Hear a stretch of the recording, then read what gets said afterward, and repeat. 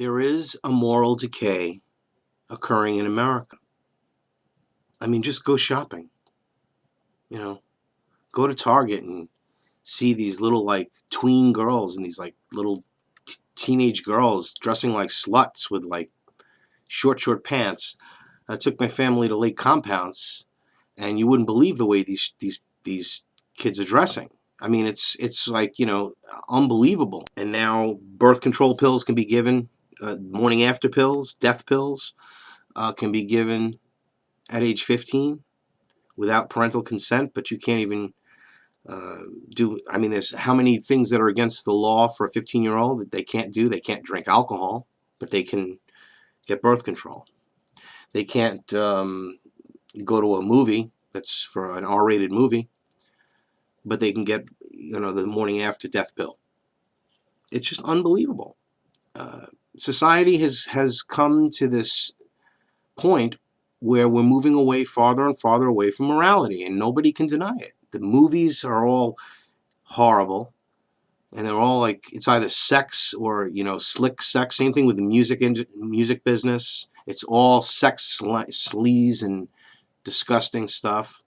I mean, 20 years ago, you'd hear people complain about these things, and I was like I didn't see it, but it was there. I didn't see it, but it was coming. It was growing. It's a gradual thing, like the Fabian Society planned, and all the writings and all the truths that came out in Tragedy and Hope, where it stated that that's their plan. In fact, the Fabians' plan is to slowly bring in these socialist programs, and that's what they're doing. And now it seems like everything's amped up, and lots of things are happening. And again, in July, the government's out of money again, going to have to raise the debt ceiling. It's like this 6-month drama that goes on as the debt just keeps getting bigger. I mean, what do you think is going to happen?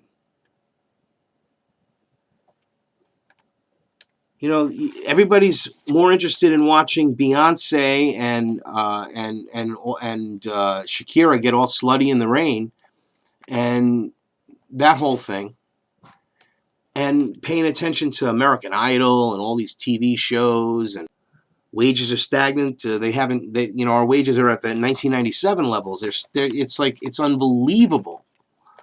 Inflation is hidden. It's a hidden tax, and it's constant. Various fluctuations. Everything's wild because we have nothing to tie the money to, like it was tied to the gold standard.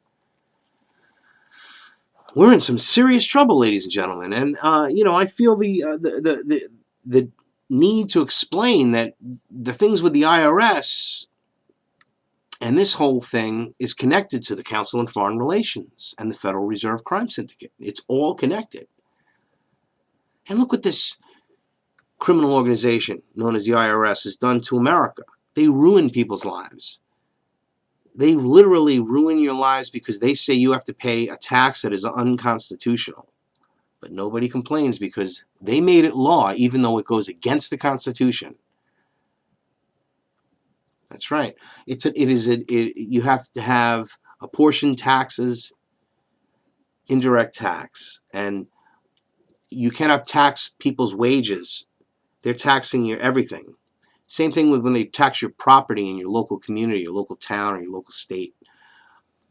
Your state that tax cars and boats and not expensive cars, any car. A beater, a $1,000 beater, you're gonna have to pay $150 in Connecticut. So you got to, and it's for the roads and everything that doesn't seem to ever improve. And this is what it is. It's the money is siphoned off. I mean, just look at it that way. They do some things, but they take most of it.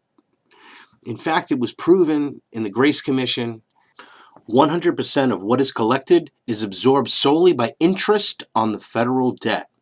All income tax revenues are gone before 1 nickel is spent on the services expected from government. Grace Commission report submitted to President Ronald Reagan, January 15th, 1984. And the interesting thing is, the same people that own the IRS own the Federal Reserve, same people, the same groups. It's the same roundtable group. Because the way it works, as you can learned by reading Carol Quigley's great work, Tragedy and Hope, that the round tables exist. There are many of them. They work in round table groups, and there are rings. The inner ring is the beginning, the top ruling class families, and that goes outer, and compartmentalization is put into place as that goes along, so that people only know what they're supposed to know. It's sort of like military command. I mean, it really is. You only know what you're supposed to know, and you're supposed to do what you're told, and generally you're not in on the upper levels of the pyramid, what's going on.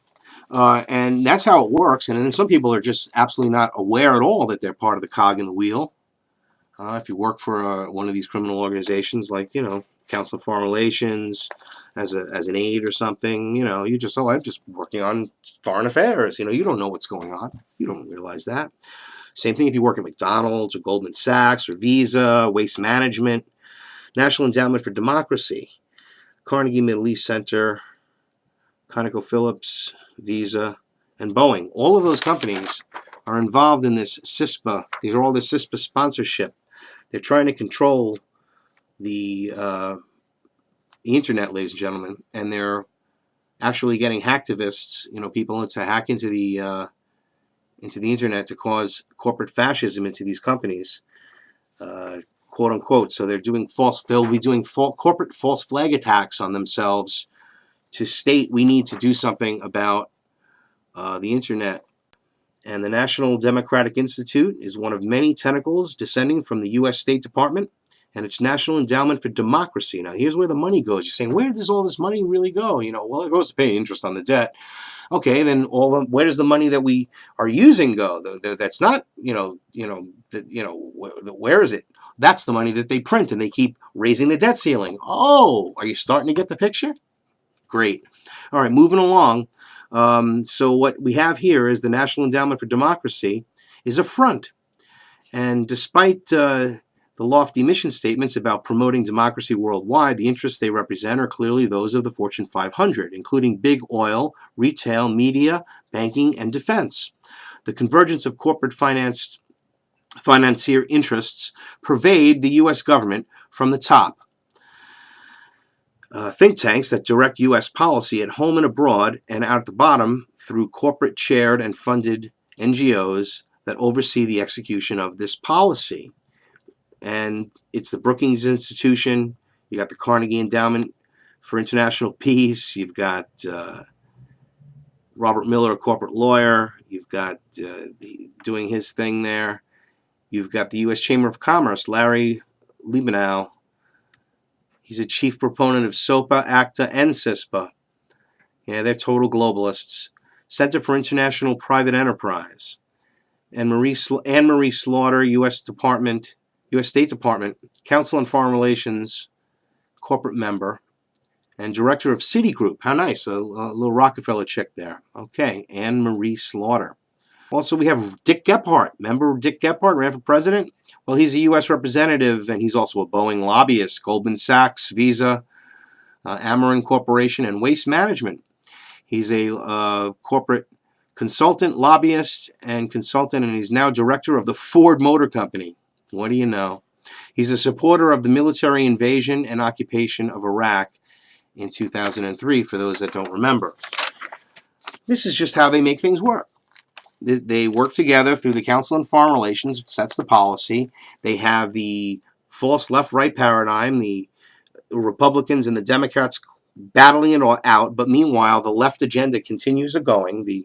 It's just that doesn't matter, even if you are. Look at Bush. Look what Bush did to take away the liberties of the people. Look what Bush did against the Constitution. Why is it okay for Bush to be bashed, but you can't bash Obama? Bush is a war criminal. Obama is a war criminal. They both should have been impeached. It's simple.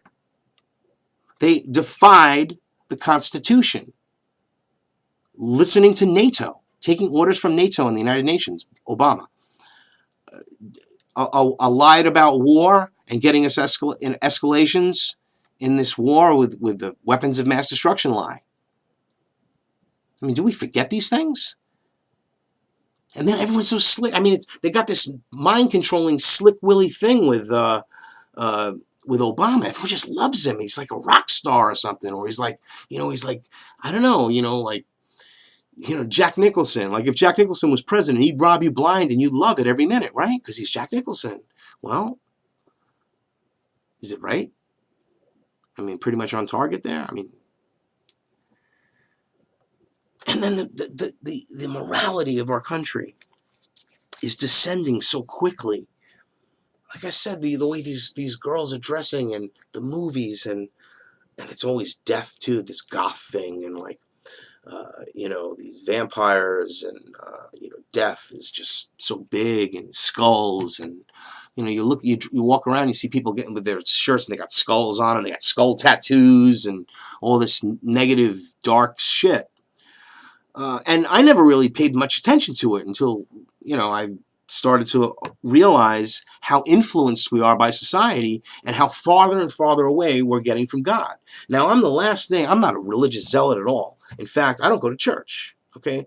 In fact, I don't believe in the Catholic Church because I believe in Jesus Christ. And I think his church has been infiltrated by Lucifer, by Satan. And all the religions are controlled through the Council of Churches, which is funded by the Rockefeller Foundation. And everything I'm telling you is true. This is the information that nobody speaks of, nobody knows of. And that's why you hear it here on Truth Talk News. I mean, on the news, do you think you'd ever hear this story? When the Glock went off in 12-year-old Kendra's hand, blood was spilled. The bullets tore into the flesh of a 32-year-old home invader, causing him to flee and perhaps saving Oklahoman Kendra Sinclair's life. This story from last year wasn't too popular with the media, but it's just one of many examples of kids and guns mixing well. That's right. See, the guns aren't the problem. In fact, kids used to, just a generation ago, or maybe just about a generation or so ago was the last time that, a 12-year-old, 13-year-old kid, you're going to get a .22 rifle, but no, not anymore. No, that's been bred out of society. That's been bred out of the thinking. Except those that continue that, they're called radicals. They're called right-wing radical extremists. No, they're just constitutionalists. They just believe in our right to bear arms, which is given to us by God, a right by God. Again, I'm not a religious zealot, so the media is lying. They'll never show you the truth that guns can save lives. They're only dangerous and evil. And take your pharmaceuticals and your vaccines and drink your fluoridated water and do what you're told. That's what they want. Obedient slaves. I believe that there's many evils and corruptions in the organizations of our world. You have to admit to the conspiracy, because it simply is true, that actually there are many conspiracies. 3 guys get together to rob a bank. That's a conspiracy. 2 guys rob a liquor store. That's a conspiracy. Yeah, that this isn't a salary, that it's, but you got paid regularly for good information. I mean, the expenses were a little bit out of the ordinary, and it was really questioned. Don't tell Nancy I told you this. Well, I have to tell her, of course. Well, then if you have to, you have to. Yeah, because, the lady was being honest, and I was being honest, and everything was submitted with a receipt. Yeah. And now it's questionable. It's not questionable. It's like a little out of ordinary. Okay. All right. I don't think it was. If that's what you think, guys, fine. But I don't think that, because we was start already building the bomb, which went off in the World Trade Center. It was built by supervision from the Bureau and the DA, and we was all informed about it, and we know that the bomb started to be built. By who? By your confidential informant. What a wonderful, great case. Thank you for watching Truth Talk News. I'm Howard Nima. Short pants. I took my family to Lake Compounce, and you wouldn't believe the way these kids are dressing. I mean, it's like, unbelievable. And now birth control pills can be given, morning after pills, death pills can be given at age 15 without parental consent, but you can't even there's how many things that are reality, and nobody can deny it. The movies are all horrible. and they're all like, it's either sex or, you know, slick sex. Same thing with the music business. It's all sex, sleaze, and disgusting stuff. I mean, 20 years ago, you'd hear people complain about these things, and I was like I didn't see it, but it was there. I didn't.